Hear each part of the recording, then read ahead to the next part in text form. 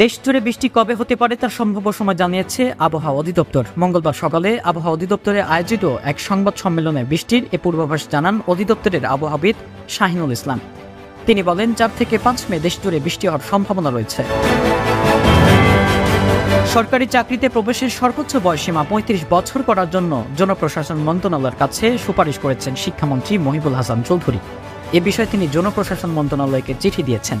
জানতে চাইলে শিক্ষামন্ত্রী বলেন, শিক্ষার্থীদের পক্ষে একজন জনপ্রতিনিধি হিসেবে তিনি এই সুপারিশ করেছেন। সিদ্ধান্ত কি হবে সেটি নেবে জনপ্রশাসন মন্ত্রণালয়। ইতিহাসবিদেরা বলেন, মৃত্যুকে বেছে নেওয়ার আগে হিটলার গুরুত্বপূর্ণ কিছু কাজ করেছিলেন। একটি নিচের উইল তৈরি করা, দ্বিতীয়টি বিয়ে করা। ইভা ব্রাউন ছিলেন হিটলারের দীর্ঘদিনের প্রেমিকা। ইতিহাসবিদেরা বলেন, আত্মহত্যার একদিন আগে 29 এপ্রিল ওই বাংকারে ইভাকে বিয়ে করেন হিটলার। ছোট্ট সেই আয়োজনে শুধু বাংকারে থাকা ঘনিষ্ঠজনেরাই উপস্থিত ছিলেন। হিটলার আর ইভার বিবাহিত জীবন ছিল মাত্র 36 ঘন্টার। এদিকে প্রকাশিত খবরে সাকিব ও তার পরিবারের দাবি, দুজনের সিনেমা মুক্তির সময় হলে বা কোনো কারণে আলোচনার বাইরে থাকলে নতুন করে আলোচনা আসার জন্য সাকিবকে জড়িয়ে দুজনেই কথা বলা শুরু করেন গণমাধ্যমে। এই ছিল আলোচিত দেশ দেশান্তর 24 সংবাদ।